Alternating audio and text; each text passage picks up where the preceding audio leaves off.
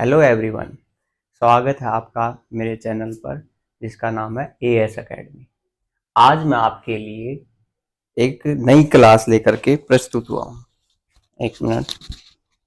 हाँ, सही है। तो मैं आज आपके सामने हिंदी के साथ साथ साइकोलॉजी की क्लास भी लेकर के प्रस्तुत हुआ हूँ। ये क्लास टीचर्स, गवर्नमेंट जॉब की जो प्रिपरेशन करने वाले हैं, जो टीचर्स की जॉब की तैयारी करते हैं, उनके लिए बहुत ज़्यादा हेल्पफुल रहने वाली है। और ये क्लास मेरी फर्स्ट क्लास है, यानी साइकोलॉजी की फर्स्ट क्लास मैं इसको बोल सकता हूँ। और ये फर्स्ट क्लास आपको पढ़ाने के बाद मुझे बताना कि कैसी लगी, ताकि मैं और वीडियो ऐसी आपके सामने ला सकूँ। तो आइए बिना देरी करते हुए इसको क्लास को स्टार्ट करते हैं। चलिए, आज मैं आपके सामने साइकोलॉजी के जनक लेके आया हूँ, यानी मनोविज्ञान के जनक।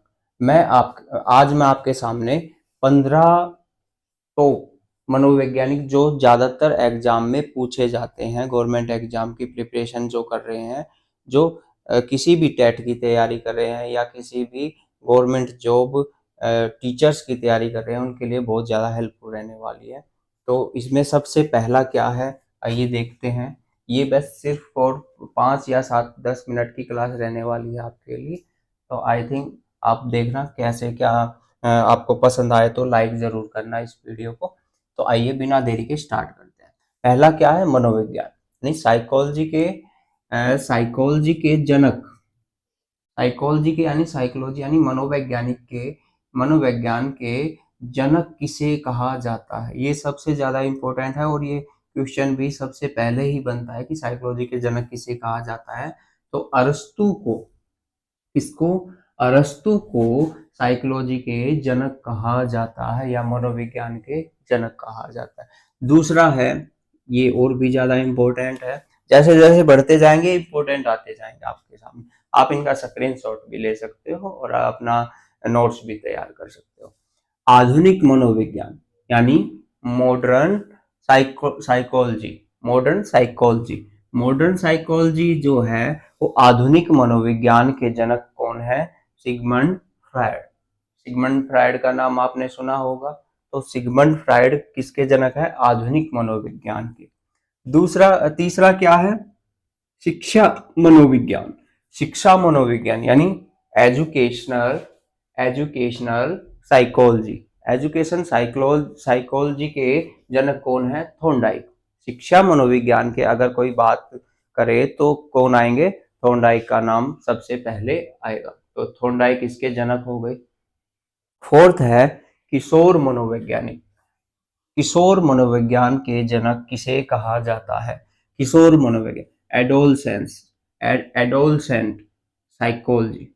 एडोलसेंट साइकोलॉजी के जनक किसे कहा जाता है? Stanley hall. Stanley hall Stanley hall को क्या कहा जाता है? Adolescent psychologist. ठीक है। अब फिफ्थ कौन सा है? फिफ्थ है प्रायोगिक मनोविज्ञान। प्रायोगिक मनोविज्ञान यानी एक्सपेरिमेंटल साइकोलॉजिस्ट। अच्छा, एक्सपेरिमेंटल साइकोलॉजिस्ट कौन हुए? विलियम वुंड, जिन्होंने लिपजिंग में पहली प्रयोगशाला का निर्माण भी किया था। शायद आप रिलेट कर पा रहे होंगे।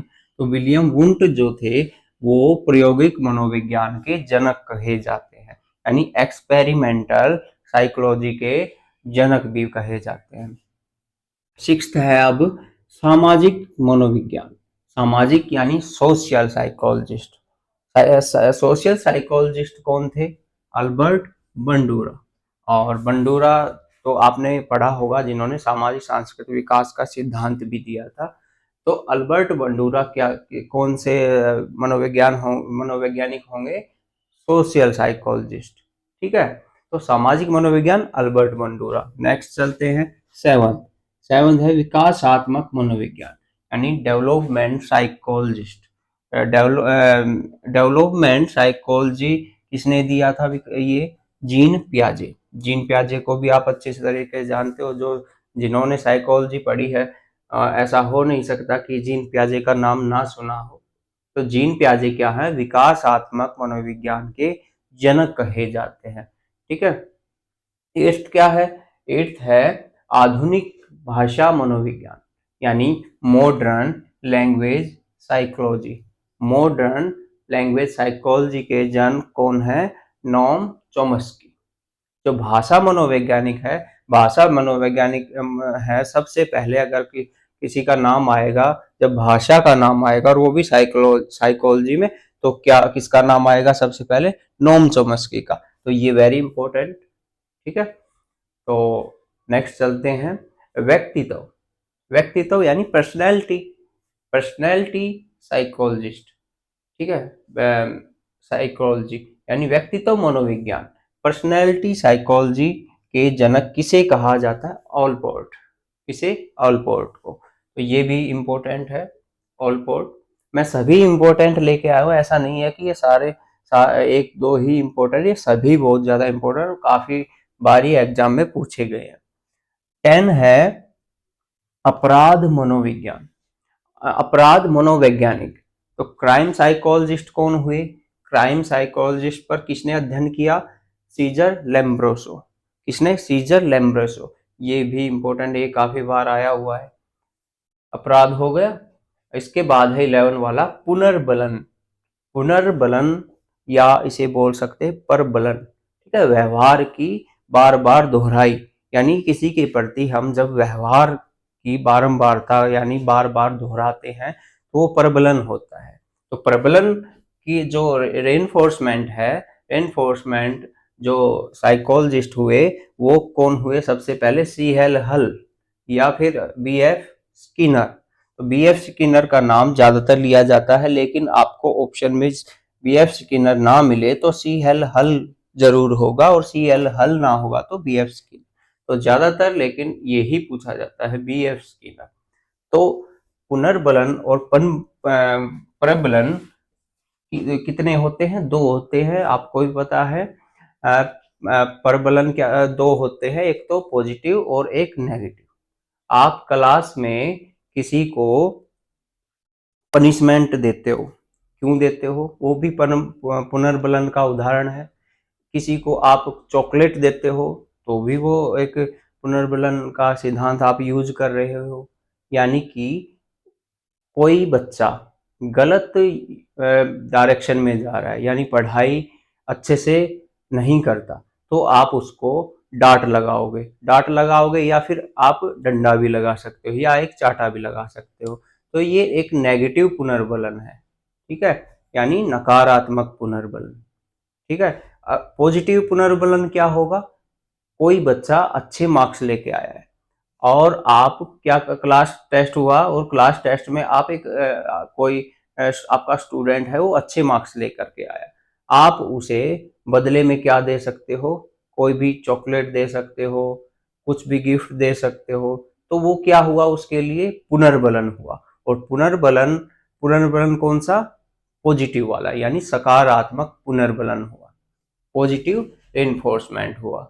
और जब ये पॉजिटिव रेनफोर्समेंट मिलता है तो बच्चा व्यवहार को उसी काम में दोहराता है बार बार। उस काम को दोहराने में क्या होता है? बच्चा एक अच्छा व्यक्तित्व अपना निर्माण कर लेता है और अच्छे से पढ़ाई करने लग जाता है। ये पढ़ाई से रिलेटेड भी हो सकता है, ये किसी और काम से भी रिलेटेड हो सकता है, जिससे बच्चा बार बार किसी काम को दोहराता है, वो ही पुनर्बलन होता है। तो आई थिंक आपको पुनर्बलन समझ में आया होगा। इसके जो साइकोलॉजिस्ट हैं वो कौन है? ये B.F. स्किनर, लेकिन C.L. हल भी इसके ही जनक माने जाते हैं, साइकोलॉजिस्ट माने। अगला है बाल अध्ययन। बाल अध्ययन जो किसने किया?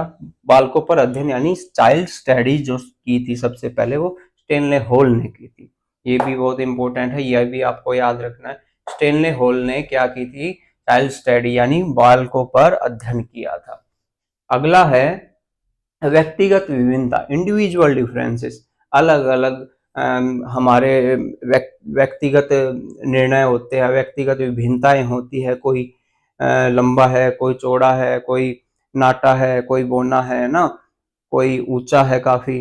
तो इस तरीके से व्यक्तिगत विभिन्नताएं भी देखने को मिलती है। और इस पर अध्ययन करने वाले कौन थे? Francis Galton. यानी फ्रांस के रहने वाले गोल्टन। ये भी आपको याद रखना है व्यक्तिगत भिन्नता। नेक्स्ट है मनोवैज्ञानिक। बाल मनोवैज्ञानिक। अच्छा, बाल मनोवैज्ञानिक यानी चाइल्ड साइकोलॉजिस्ट कौन हुए?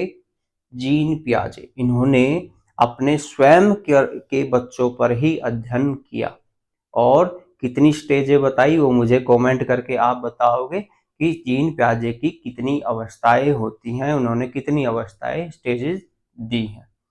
ठीक है, तो बाल मनोवैज्ञानिक कौन हुए? जीन पियाजे। नेक्स्ट है विश्व के प्रथम मनोवैज्ञानिक। विश्व के प्रथम मनोवैज्ञानिक, वर्ल्ड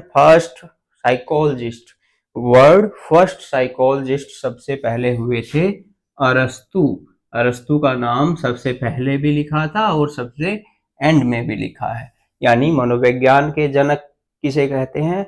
अरस्तु। और विश्व के प्रथम मनोवैज्ञानिक भी कौन हुए? अरस्तु ही हुए।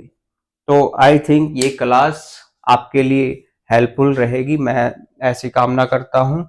और इसके आप एक स्क्रीनशॉट ले सकते हो आप अच्छे से।